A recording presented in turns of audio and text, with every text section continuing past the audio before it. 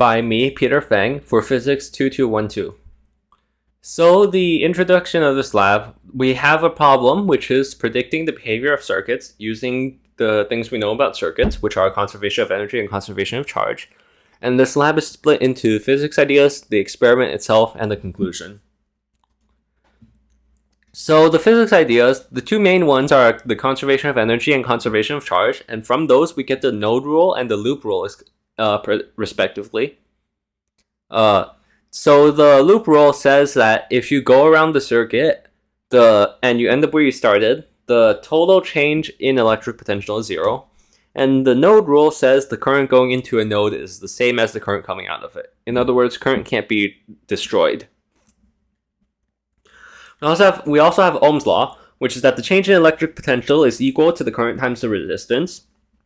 We have formulas for calculating the total resistance of resistors in series and in parallel.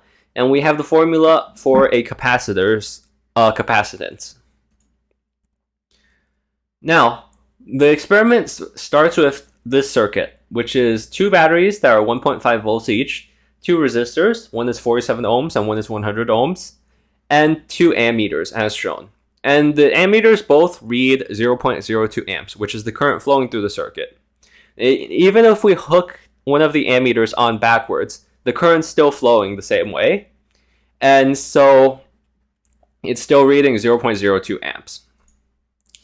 Now, the voltmeter measures potential difference.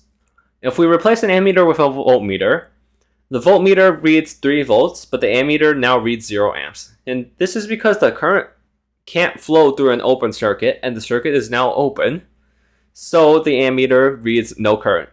But the voltmeter measures potential difference, and even if you have an open circuit, you can still have potential difference.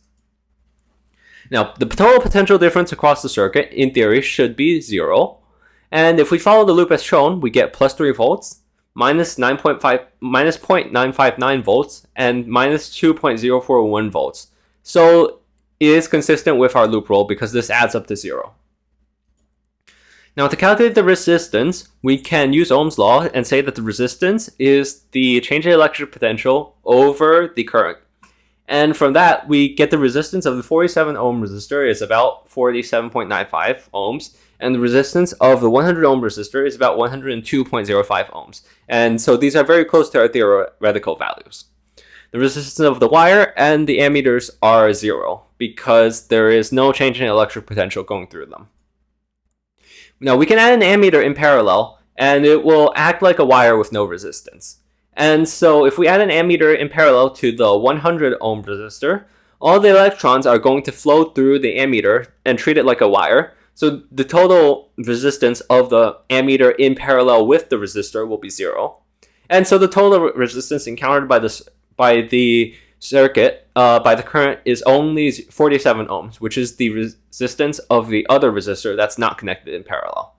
And so if we use Ohm's law again, we can calculate that the total current is about 0.06 amps, which is what is measured in the ammeters. Now, we also have an RC circuit. So this is a circuit with resistance and capacitance. And so we can see we can charge and discharge our capacitor. And so we measured the time to charge a 10 ohm bulb, to charge the capacitor with a 10 ohm bulb. And it was 9.1 seconds to charge and 9.5 seconds to discharge. And the time to charge or discharge the capacitor with a 20 ohm bulb was 19.2 seconds to charge and 19.5 seconds to discharge. And now we want to calculate RC, the resistance times the capacitance of a 9 volt battery, a 200 millifarad charged capacitor, and a 30 ohm light bulb. And so if we just plot our data points for the natural log of the change in electric potential over the original electric potential, we can see versus time, we can see we get a graph with the slope being negative RC. And this is because the discharge of a capacitor follows this differential equation. And so we can see our slope is negative 0.167, which is equivalent to negative 1 over RC. So RC is 5.98 seconds. And since the calculated value of RC is, well, R times C is 6 seconds, our measured RC is very close to the real RC.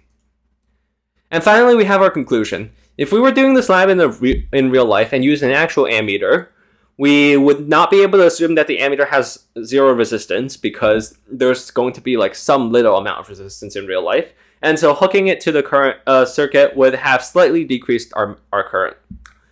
Also, if we are doing this lab in real life and use a real battery to charge a real capacitor, the ideal model would predict the capacitor to reach full charge instantly. But in reality, electrons take time to flow, and the wire has more than zero resistance, so it will take a bit longer. Alright, that's it for this lab. Thank you.